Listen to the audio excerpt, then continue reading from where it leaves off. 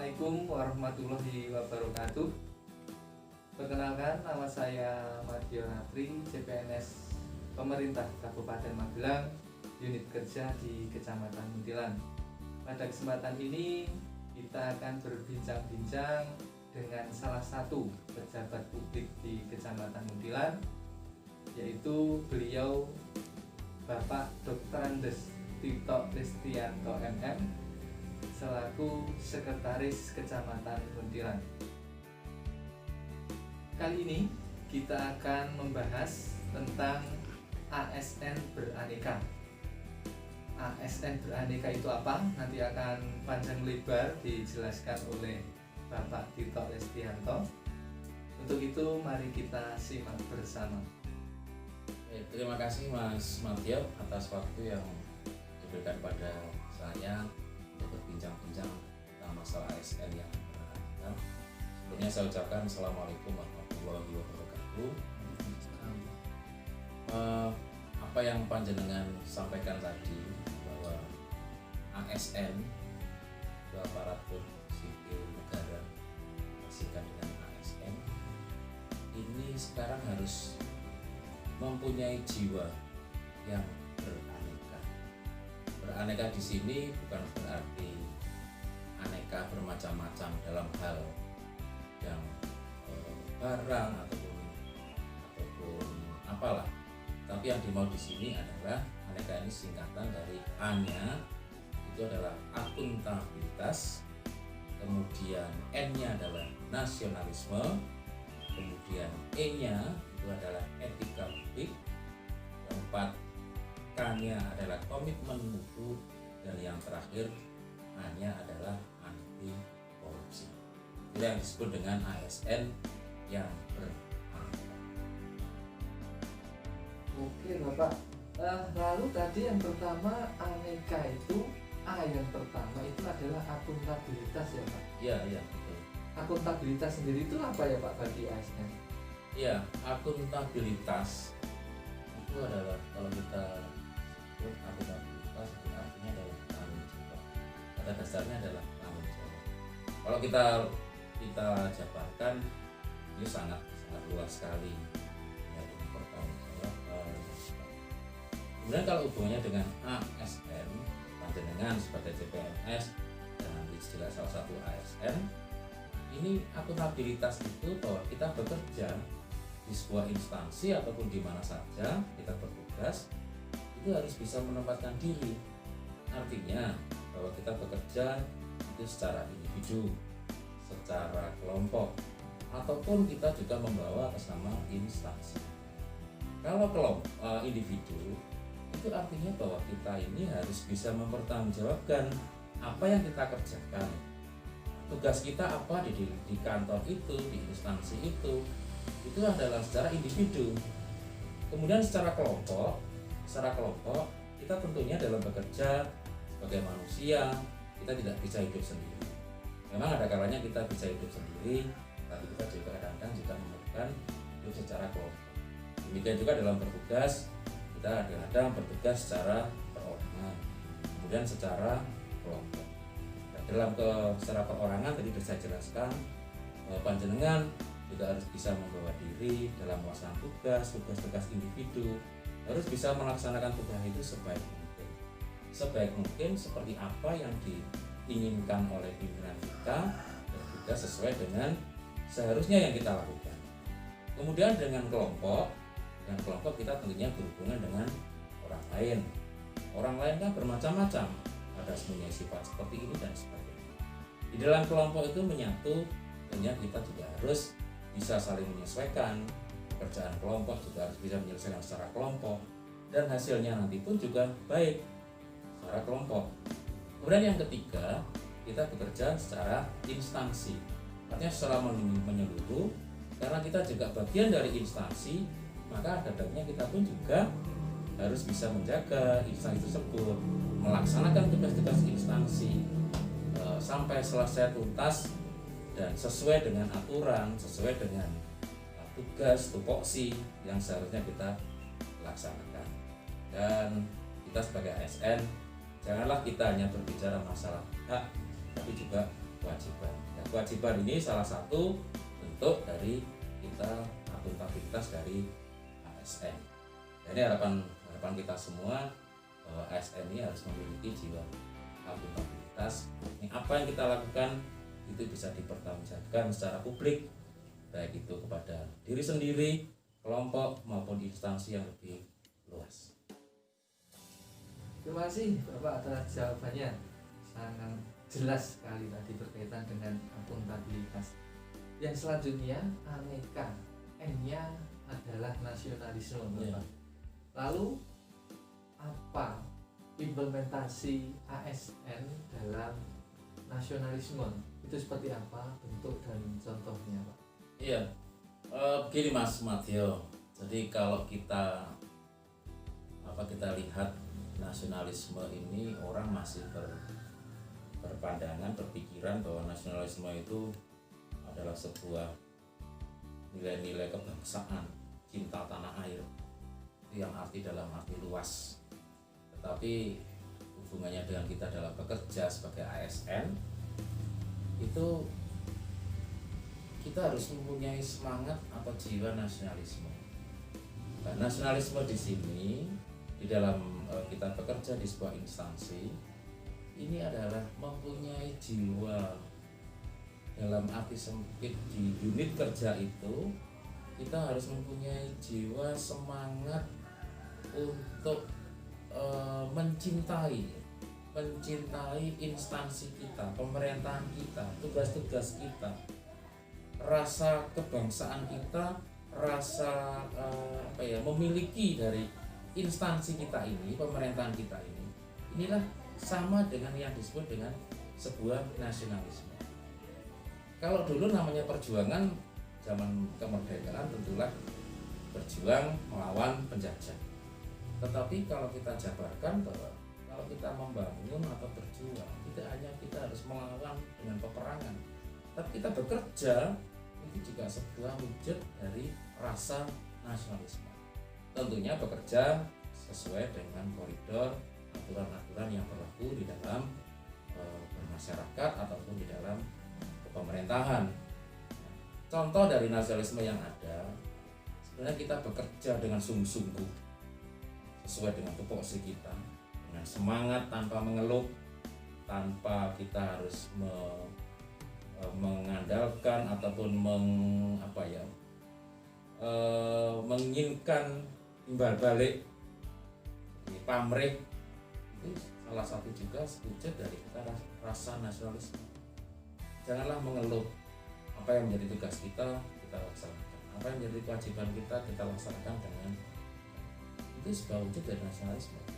Ada beberapa kegiatan sebenarnya selain kita bekerja dengan sungguh-sungguh untuk masyarakat, membangun untuk masyarakat, mensejahterakan masyarakat, untuk pemerintahan.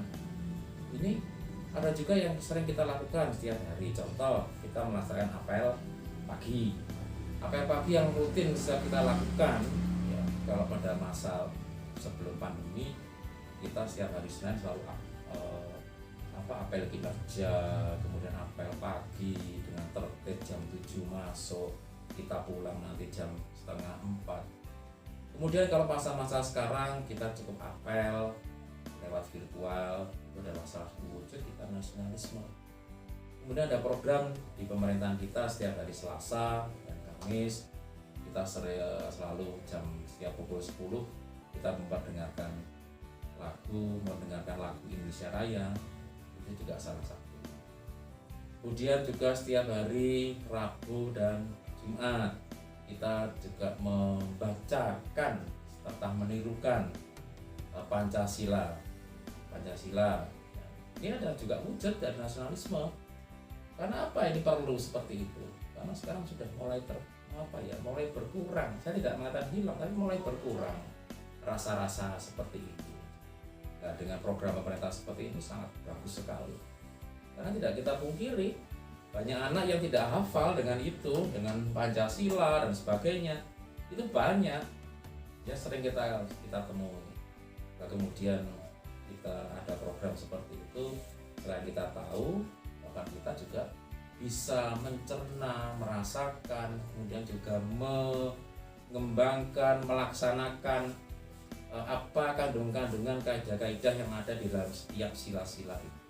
Kalau dulu ada butir-butir Pancasila, sekarang ini tentunya kita bisa menjabarkan dalam kehidupan kita sehari-hari. Harapan saya ASN harus mempunyai semangat itu, jiwa nasionalisme, karena ini jiwa semangat nasionalisme ini sangat diperlukan untuk ya, negara kita menjadi kuat, pemerintahan kita menjadi bisa melaksanakan dengan baik, dan tentunya intinya nanti masyarakat merasakan akan semakin sejahtera dengan upaya kita yang mempunyai rasa nasionalisme. Jawaban yang sangat jelas berkaitan dengan nasionalisme. Untuk selanjutnya Bapak, mari kita lanjutkan. Ini kita akan membahas berkaitan dengan aneka. E-nya tadi kan etika publik. Ini kayaknya pembicaraan kita kurang asik kalau hanya di dalam aja nih. Gimana kalau kita jalan-jalan ke kebun saya sambil biar kita juga imun kita bertambah, kita sambil lebih santai lagi. Yuk, bagaimana? Setuju ya? Oke. Obrolan yang sangat seru, ditambah seru lagi karena ini kita berpindah tempat. Kita berada di kebun anggreknya Bapak Tirto. Lanjut aja ya Pak. Oke. Yang ketiga, tadi kita sudah bahas nasionalisme, juga akuntabilitas. Sekarang etika publik. Etika publik itu seperti apa dan tantangannya apa Pak dalam menerapkan di dunia kerja? Ya, etika publik ini juga sangat dan harus dimiliki oleh kita sebagai ASN. Apalagi kita sebagai seorang pelayan masyarakat, melayani masyarakat, ini harus kita terapkan dan sangat kita butuhkan. Artinya di sini bahwa dalam melaksanakan tugas-tugas kita harus mempunyai etika dalam bekerja. Etika di sini tidak hanya kita yang memiliki, tapi semua unsur harus memiliki etika. Hubungannya dengan ASN, kalau kita etika, kita tentunya bekerja juga harus memiliki rasa pelayanan yang maksimal, optimal, dan kita harus, intinya adalah kita ini bertugas melayani masyarakat. Masyarakat harus puas kalau kita layan.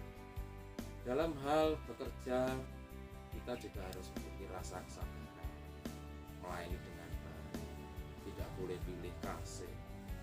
Ya, ada antrian yang kita sesuai dengan kita tugasnya melayani dengan sabar, penuh rasa tanggung jawab dan kasih sayang. Masyarakat pun juga perlu namanya etika. Etika dalam meminta pelayanan pun juga harus memiliki etika. Nanti mau untuk bersabar, mau untuk antri, itu harus kita budayakan dari sekarang. Kalau semua ini bisa berjalan dengan baik, semua unsur ini, maka pelayanan nanti akan terlaksana baik, cepat, dan tepat. Yang keempat, komitmen mutu. Komitmen mutu itu seperti apa Pak? Ya, kita sebagai ASN pelayan masyarakat khususnya, karena panjenengan juga bertugas di unit di pelayanan, bahwa sebagai seorang ASN itu harus mempunyai komitmen, tidak hanya asal bekerja saja, tapi juga harus punya komitmen dengan tanggung jawab, melaksanakan tugas dengan sebaik-baiknya. Itu yang komitmen. Lalu apa yang harus atau apa yang dibutuhkan seorang ASN, apa yang harus dilakukan agar komitmen mutunya bisa tercapai? Ya, ASN yang harus dilaksanakan adalah kita sebagai ASN bahwa kita punya komitmen harus bekerja dengan sebaik-baiknya. Kemudian apalagi zaman sekarang sudah sangat membutuhkan teknologi yang tinggi, bukan hanya menulis dan membaca, mengerjakan ngetik biasa, tapi kita juga harus, yang penting kita harus mempunyai satu, kita harus punya rasa inovasi.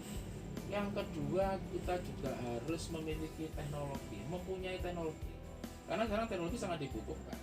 Tanpa teknologi, sebenarnya kita sebagai seorang ASN tidak bisa mengembangkan dan tidak bisa mengikuti perkembangan yang sekarang. Dan yang penting adalah inovasi, Tapi sebagai ASN kita harus punya inovasi. Apakah kita akan stagnan seperti itu pekerjaan kita?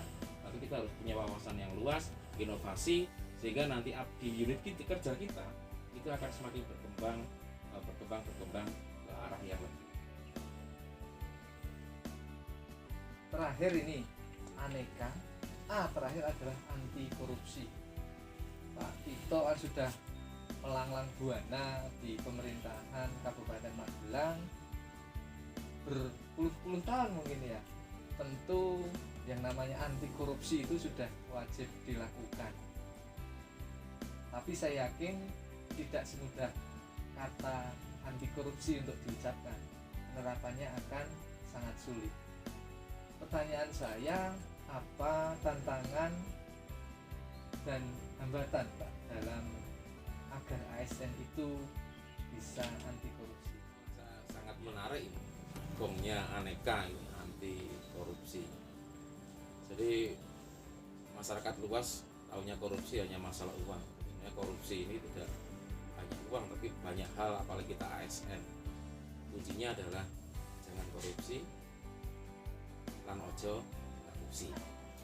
Korupsi di sini kita sebagai ASN ya jangan korupsi masalah keuangan, masalah waktu, ya, dan juga masalah korupsi kualitas.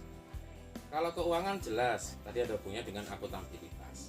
Kemudian masalah waktu, ya kita mentaati masuk jam 7 jam 7. Kemudian siang sore kita pulang setengah 4 ya setengah 4. Itu waktu kita melayani masyarakat. Kalau harus cepat ya segera selesaikan, jangan menunda-nunda.